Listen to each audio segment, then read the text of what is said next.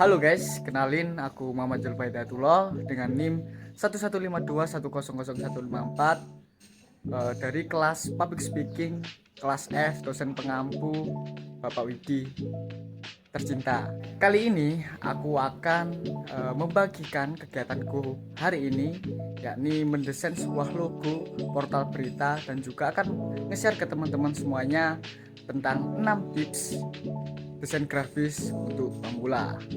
Oke, langsung saja. Mari kita mulai memasuki dunia kreativitasku. Sebelum aku mulai bekerja, ada beberapa ritual yang harus aku lalui. Pertama, aku selalu mencari tempat yang sepi, tempat di mana aku bisa fokus sepenuhnya pada pekerjaanku. Nah, kelebihan ruangan ini adalah memungkinkanku untuk terhubung dengan kreativitasku tanpa gangguan. Menurutku, tempat yang kamu pilih untuk mendesain memainkan peran besar dalam menemukan inspirasi. Jika tempat itu bikin kamu tidak nyaman, maka buntu.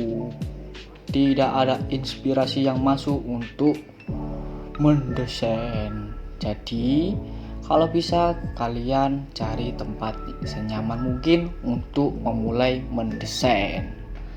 Yang kedua, mendengarkan musik adalah langkah penting dalam membangun suasana hati. Aku percaya bahwa mood yang baik sangat penting bagi seorang desainer. Jadi, playlist favoritku selalu menjadi teman setia dalam perjalanan desainku. Nah, untuk playlist kalian apa nih? Setelah ritual, kita memasuki langkah yang pertama. Namun, sebelum kita masuki langkah yang pertama, aku akan share ke teman-teman semuanya tentang 6 tips belajar desain grafis untuk pemula. 6 tips belajar desain grafis bagi pemula.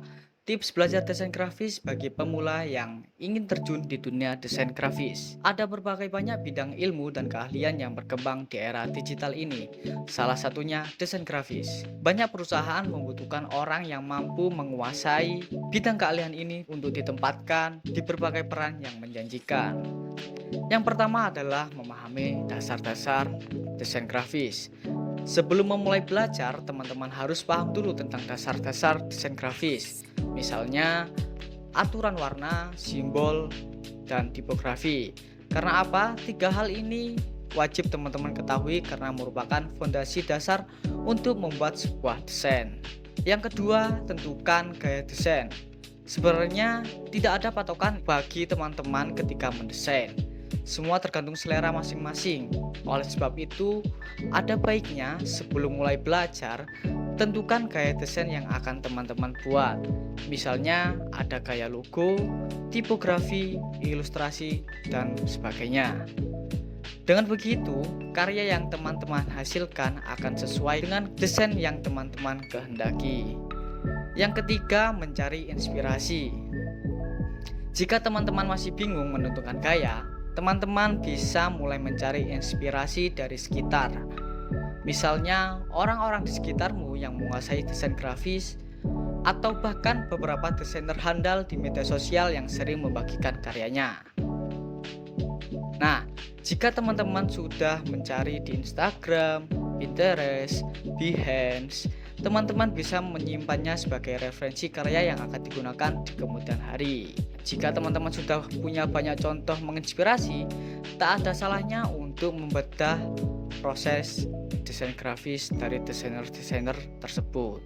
Perhatikan beberapa hal yang penting dalam karya itu, misalnya pada garis dan bentuk, pemilihan warna, serta berbagai aspek lainnya.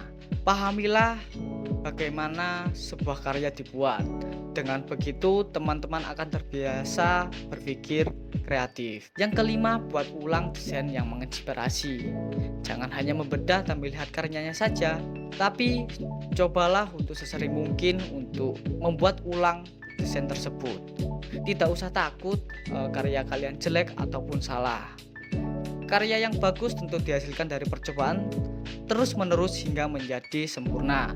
Jika sudah mampu, desain atau menggambar ulang karya tersebut jangan disebarluaskan atau diklaim sebagai karyamu karena ini melanggar prinsip hak cipta. Yang terakhir, yang keenam, yakni kamu juga bisa belajar mengikuti tutorial yang ada di platform YouTube maupun situs-situs desain lainnya. Biasanya langkah-langkahnya simple yang bisa kamu ikuti agar lebih mudah belajar desain grafis. Itulah 6 tips desain grafis bagi pemula. Berikut ini kita lanjut untuk melihat proses membuat desain logo portal berita yang saya buat. Oke, kita masuk ke langkah yang pertama. Langkah pertama, kita baca brief yang sudah diberikan oleh klien kita. Setelah itu, kita mencari referensi sesuai dengan brief yang telah diberikan. Kita cari key visualnya, warna, color palette-nya yang diinginkan oleh klien kita.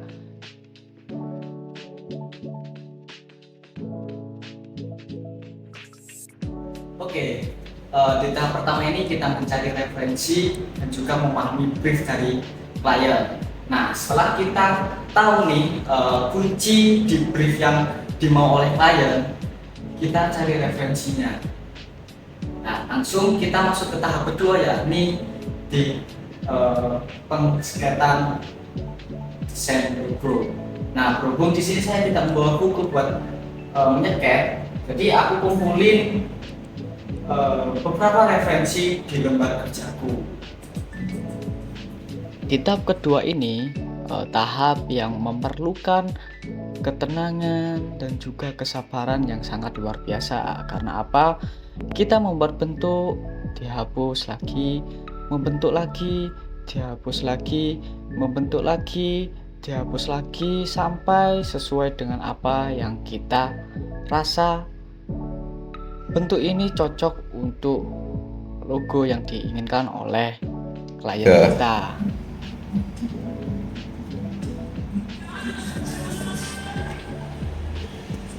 Itulah tadi kegiatanku hari ini, membuat sebuah logo portal kita dan juga sedikit tips untuk para desainer pemula.